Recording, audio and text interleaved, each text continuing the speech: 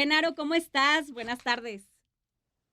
Contento de estar contigo otra vez, Bianca, ahora en este jueves, evidentemente. Ya habíamos quedado en el tema, justo el martes pasado ya lo mencionabas, hablar sobre la migración en Estados Unidos, sobre el tema migratorio y la contienda por la presidencia en ese país, que como sabemos, pues es prácticamente lo que están viviendo ahorita los estadounidenses y que nosotros que ya acabamos un proceso electoral, ellos todavía están metidísimos de lleno en el propio, elijan a su presidente el próximo noviembre. Y uno de los temas principales, querida Bianca, que más le preocupa, digamos, los temas centrales para el electorado allá, es precisamente el de la migración.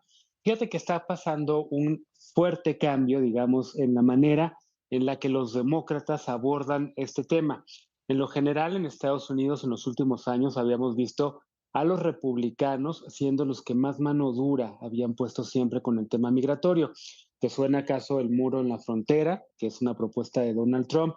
¿Te suena acaso las deportaciones también masivas que se han hecho a lo largo de los últimos 10 años? El llegar a los centros de trabajo, a maquiladoras, a empresas en Estados Unidos a lo largo de la frontera y hacer este tipo, una especie de redadas sin aviso para ver si la gente también, los trabajadores ahí tienen o no documentos que les hacen trabajar de manera legal en Estados Unidos o no, seguidos de detenciones, pues también son prácticamente gobernadores republicanos o políticos republicanos los que tienen ese tipo de mano dura contra la migración. Pero ahora también los demócratas están cayendo en esta narrativa antiinmigrante. Y es que lo que están viendo los políticos en Estados Unidos es que la migración, digamos, desbordada hacia su país, sea o no real o cierta, digamos, sea cierta o no este incremento en los flujos migratorios, lo cierto es que una narrativa del temor, del pánico, de que hay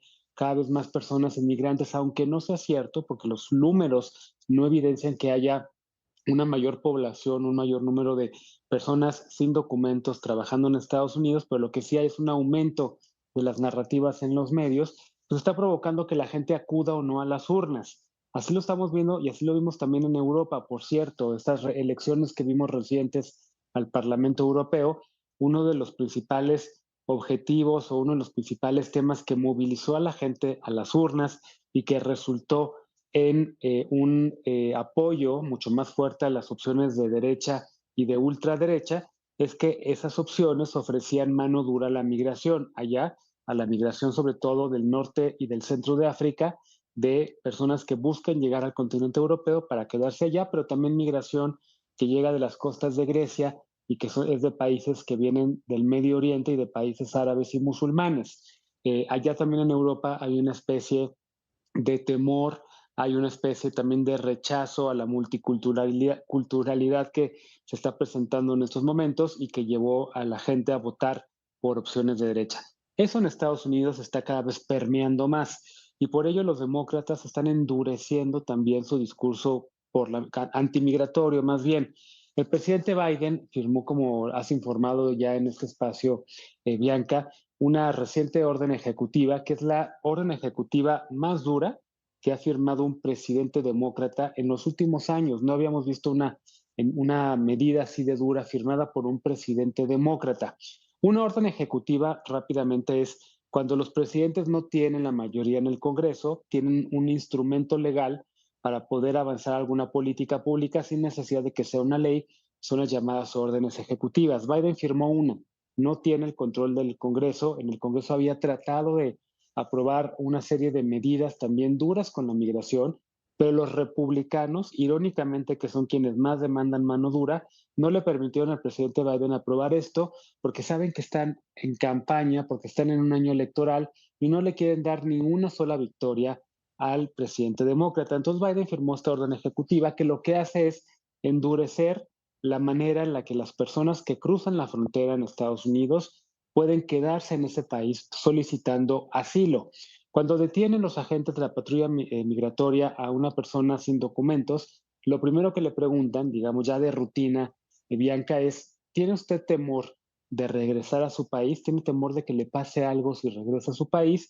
Y en general la gente dice sí, porque sabe que o bien porque es cierto, en muchas ocasiones quienes escapan de la violencia en México, o quienes escapan de la violencia en Centroamérica, pues tienen temor o salen de sus comunidades buscando vivir en un entorno sin violencia. Entonces, por supuesto que tienen miedo de regresar a sus comunidades y por lo tanto, si contestan sí en Estados Unidos, el gobierno de Estados Unidos está obligado a darle a esas personas la oportunidad de pedir asilo político y de quedarse en Estados Unidos de manera legal mientras ocurre esta petición de asilo. Lo que hace la orden ejecutiva de Biden es ahora impedir que, a pesar de que una persona le pregunten, ¿tiene usted temor de quedarse en Estados Unidos? Lo que hace es impedir que haya ese tránsito que pueden ser meses en lo que ocurre el asilo, sino que más bien se acelera la deportación de una persona. El presidente ordenó que fuera dependiendo del número de cruces fronterizos. Si a lo largo del día se producen más de 1.500 cruces fronterizos por día, de 2.500, perdón, cruces fronterizos por día, entonces en promedio se va a aumentar, digamos, la detención de estas personas y la deportación. Ahora, hay muchas dudas en torno a cómo funcionaría esta medida, si realmente se puede instrumentar o no, o si solamente es un mensaje de que el presidente Biden está enviando en un momento electoral complicado para él, simplemente para mostrar mano dura al electorado y decirles, sí estoy haciendo algo para tratar de contener la inmigración de personas sin documentos. En lo que ocurre eso, Bianca, ya hay muchas organizaciones en Estados Unidos, organizaciones defensoras de derechos humanos, organizaciones defensoras de migrantes, como la American Civil Liberties Union, la ACLU, que ya está metiendo una acción de inconstitucionalidad, diciéndole al presidente Biden, oye, esa medida es anticonstitucional, tenemos la obligación de proteger y de brindarle asilo, porque así lo dictan las leyes federales de Estados Unidos, a quien dice que teme por su vida en caso de que sea deportada a su país. Lo que Biden está haciendo es jugando a la mano dura y jugando al republicano. ¿Le va a salir esto o no? No lo sabemos. Lo cierto es que seguramente, porque hay ya precedentes en ese sentido, Trump tuvo una orden bastante similar a la que firma Biden esta semana y la orden de Trump fue detenida en tribunales por esta misma organización que te menciono. Entonces, lo que ya sabemos es que seguramente la orden de Biden va a ser definida como anticonstitucional y se va a caer.